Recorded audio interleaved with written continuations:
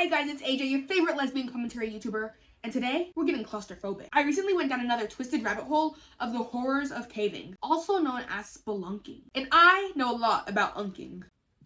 And unfortunately, this might be worse than climbing Mount Everest. Today, we'll be talking about the caving tragedy in Nutty Putty Cave. But before we get started, I want to give a huge shout out to my patrons over on Patreon. That's Lizzie, Friend of Guy, Shanice, Adam, Iron, Emily, Arbigo, General Styles, Sandra, Catherine, Adrian, Oasis, YouTuber, Lost Ross, Cornflower, Glenn, Evie, and Tommy. Thank you for your support. So caving or spelunking is when people explore cave systems for fun. And you might be thinking right now, that's really not that bad. But unlike a lot of other risky hobbies, where honestly anybody can succeed with enough training, caving is a little bit different. Caving is one of those hobbies where if you don't fit the specific body type, you might pass away. I want to talk about the environments of these caves, and specifically Nutty Putty Cave. But that means we need AJ the Science Gay, AJ the Science Gay,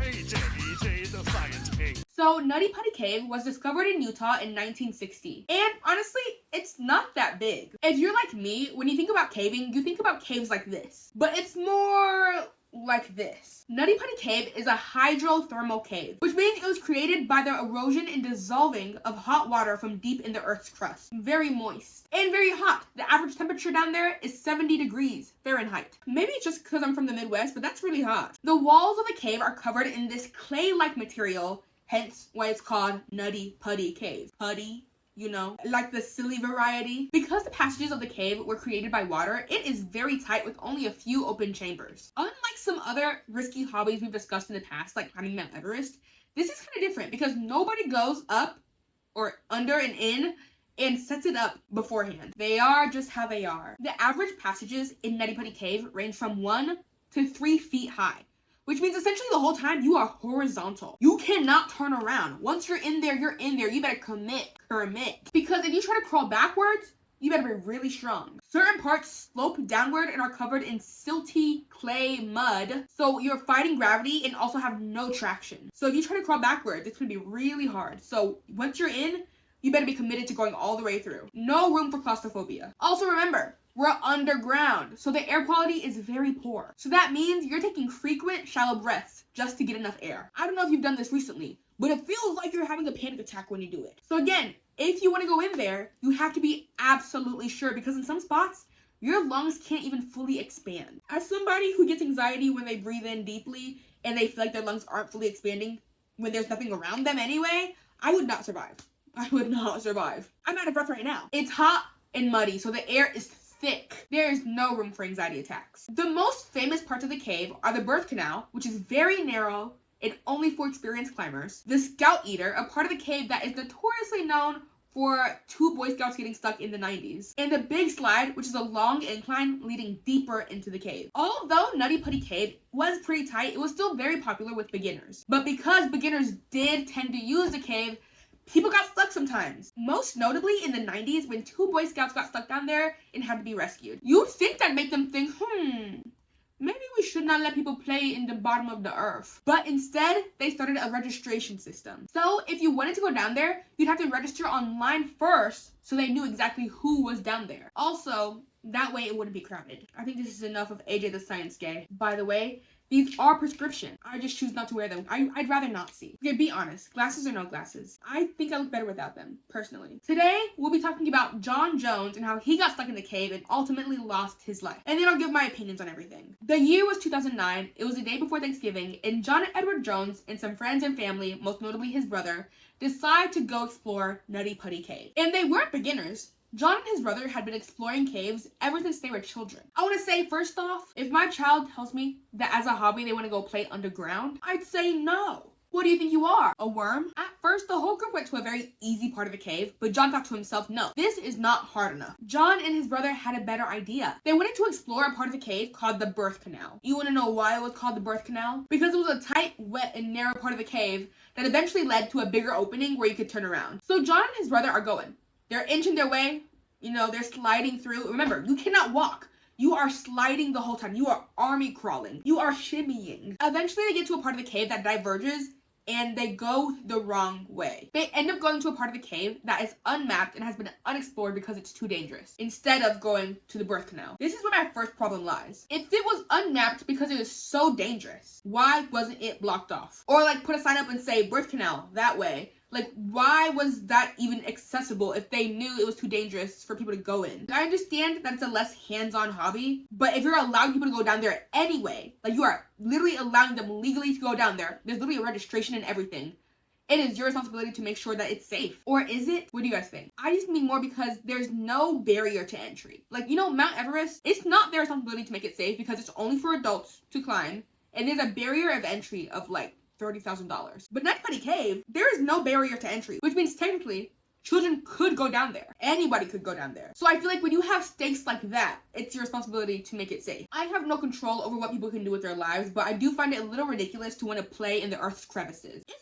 a little bit gay. Okay, back to the tragedy. So yeah, John is going to what he thinks is the birth canal, but in actuality, it's a part of the cave that has never been explored. It's tight, but he thinks to himself, they say there's an opening at the end, so let me just keep going. So he keeps going. He eventually comes to a part of the cave that has a downgrade, and he decides to go down. But then he realizes it's a dead end. John, realizing this, decides to exhale all his breath to try to push himself back. But now, because of gravity and all the extra space around him from him exhaling his breath, he ended up falling deeper into the hole. This is a diagram of how John was stuck. Just seeing it makes me feel so uneasy inside. As you can see, he was head down very steeply. As soon as he realizes this, he yells to his brother to go get help. As soon as he realizes this, he yells for his brother. His brother tries to help him, but realizes it's too much for him. So he goes and gets help. Mind you, it's the day before Thanksgiving. While they wait, his brother's there with him. They talk, they sing, they pray together. Now, this is when things start to take a turn for the worse. I'm gonna give you a warning right now, although I don't show any graphic images or honestly say anything that's really gory. If you're like me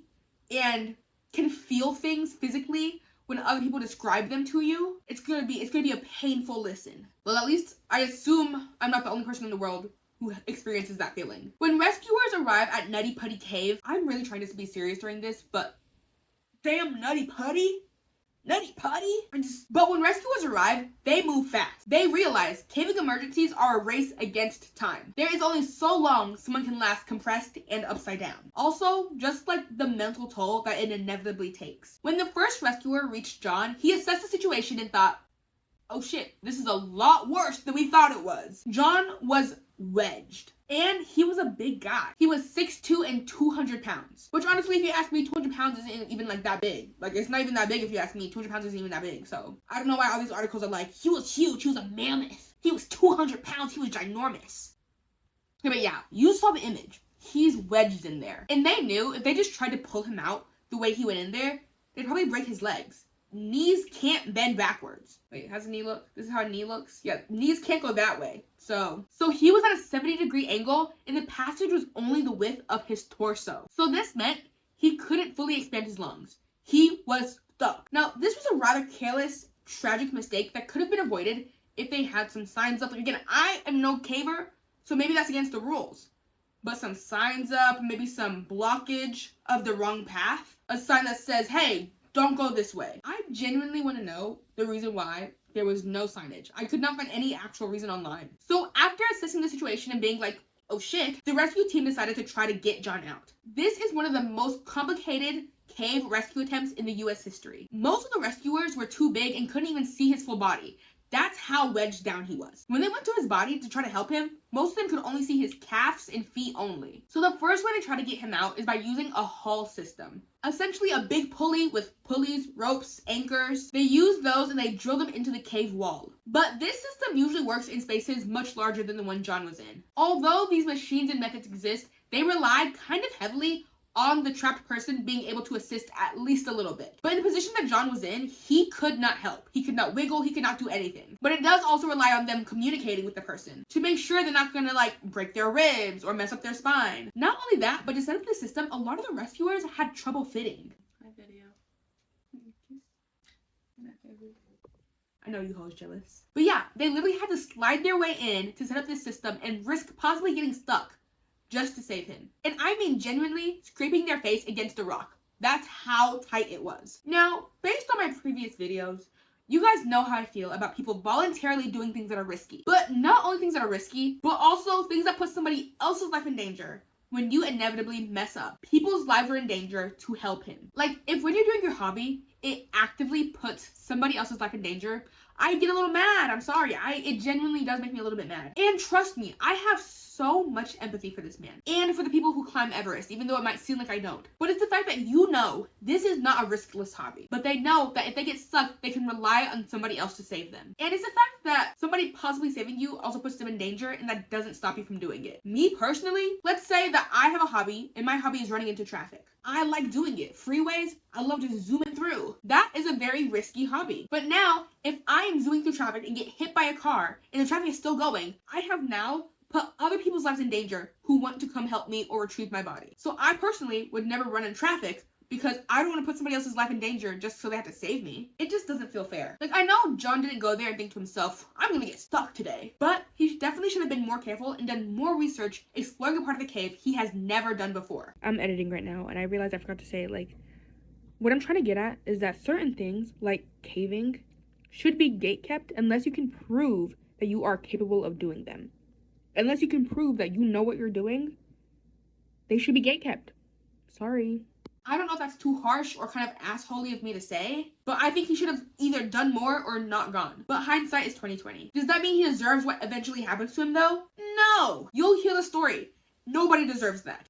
I don't know why, my phone did decide to just die on me. So that last clip and this clip, about 2 hours apart. Rescuers got to John and tried to calm him down, but hours were passing and they were still trying to rescue him. It was getting colder and the air down there was getting so much thicker. Imagine, it's a tight space and now there's like a lot of people going in and out and in and out. A lot of condensation, a lot of breath. It sucked. It was a horrible situation. Plus, John was upside down, so blood was starting to fill into his brain and his chest. People have even said that his voice got higher because of all the inflammation that was in his throat. When humans are upside down for too long, it causes the body to shut down. The heart has to work so much harder to push blood to the right places because you're literally upside down fighting against gravity. For the average healthy adult, they can last maybe 10 hours upside down before they pass away. By the end of this, John was upside down for 30 hours. Hundreds of people were there now. Police, sheriffs, news, other cavers who wanted to help. Across Utah, people tried to band together to help save this man. Around midnight, after hours of work, the team finally made a breakthrough. The pulley system started to work and John's body lifted a foot off the ground. As you can imagine, this was excruciatingly painful for him. You know when you sit on your foot and you get pins and needles?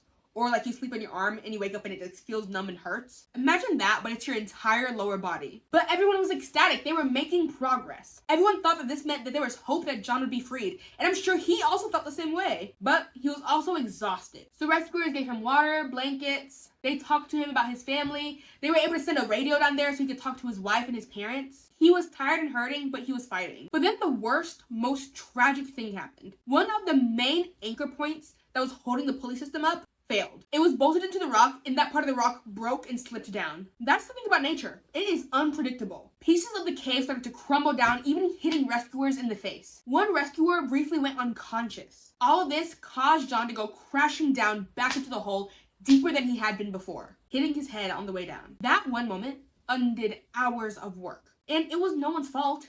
It's a rock. No one could have known that the rock would fail. Because of how tight the space was, it was almost impossible for them to do it again. But they still tried. But it was taking hours and there was no leverage and no room. Some of the rescuers suffered hypothermia trying to help him. Others had to be rescued themselves because of the mud and the angles made it impossible for them to maneuver. At one point, one of the rescuers even dislocated his shoulder. All of this to try to save John. And this is one of the parts that gets me just a little bit angry. But we're gonna continue. Caves are unpredictable, so they couldn't just like chisel around him or chisel a different way to him because they don't know what rocks are supporting the whole thing. One wrong move and the whole cave could go down. That puts everybody's lives in danger. You don't know what parts of the cave are crucial to its integrity. They tried, but they couldn't really use a pulley system anymore. Time was ticking. They needed to do something, but by the time the sun came out, John's breathing had weakened. He was barely speaking because his heart was struggling. At this point, he had been upside down for hours, over half a day. His organs were shutting down. A rescuer even reported seeing his legs violently shake at one point. The rescuers didn't give up though. Even though it was hard, they kept trying new systems and different angles. By the time a new medic was able to go down through the passage and check on John,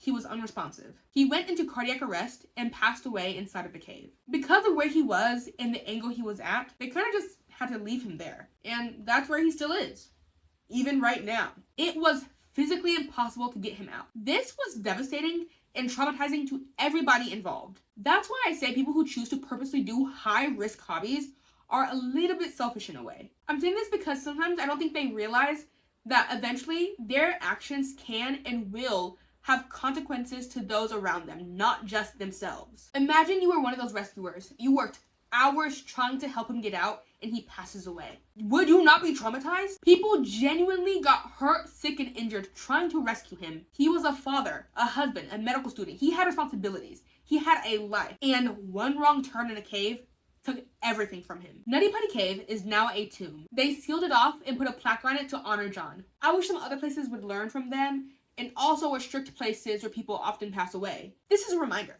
Caves do not care how much experience you have. They don't care about your plans. Some parts of Earth are just not meant for us. Not everything is meant for human consumption and enjoyment. When you purposely decide to contort and squeeze your body into a hole the size of an elongated Cheerio, you have to think at least one time about getting stuck. And if you did think to yourself, if I do this, I might get stuck, and you kept going, then you probably also thought to yourself, it's fine. Somebody will just rescue me. Dozens of people will stop their day to come and rescue me. Because again, rescue missions are never just one person. It takes a whole team to rescue somebody out of a cave. And if you know you could get stuck and you keep going, because you're like, again, somebody could just rescue me if I get stuck. I don't know how I feel about that. But it's also kind of strict over here, so maybe it's just me. You're expecting people to squeeze through the same tight ass hole you just squoze through? I'm sure most people who go into caves don't think they're gonna get stuck, but they know it's a possibility. And again, if you get stuck, you risk traumatizing and hurting the people around you. John had a wife and a child, and this was right before Thanksgiving. Worst Thanksgiving ever. This is genuinely a heartbreaking situation that was so easily avoidable. I'm honestly done talking about this because it's kind of stressing me out. I have a lot of conflicting feelings about this. I feel a deep, deep sadness for John and his family. No one deserves to go through this. But at the same time, I also feel a little bit of anger. Let me know below how you feel about this. Am I tripping? I was gonna end this video by watching a digital recreation of the cave that he was in. They have some of those on YouTube. There's like a video game that you can go through that has like the passages that he went through. But honestly, talking about this kind of ruined my mood. So I'm not really in the mood for that anymore. So thank you for watching and thank you for subscribing because I know you did. And thank you to my patrons over on Patreon for being amazing. If you also would like to be amazing, it's patreon.com/AJTalksAlot. If you'd also like to follow me on Instagram, it's at AJTalksAlot. Stream my song 25. It's going to be at the end of this video. Bye.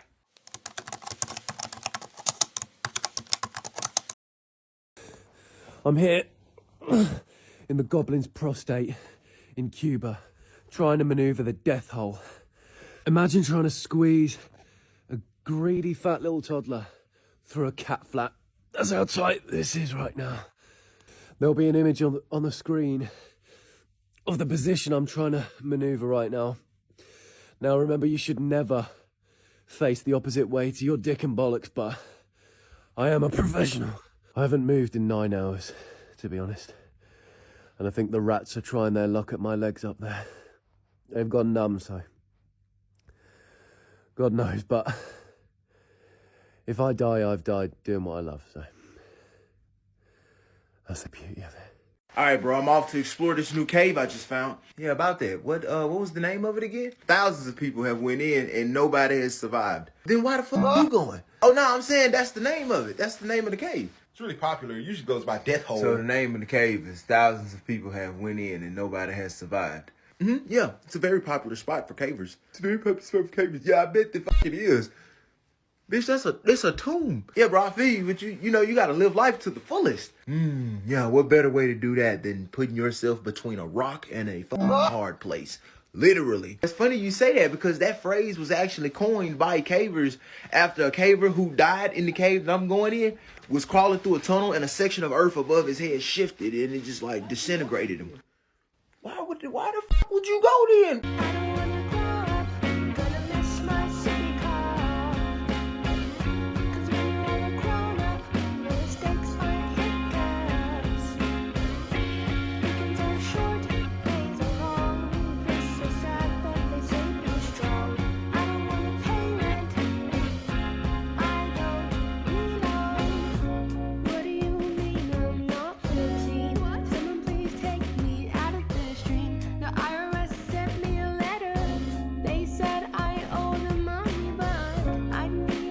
Okay, guys, we're currently stuck 25 miles deep in the Onahakanuki cave.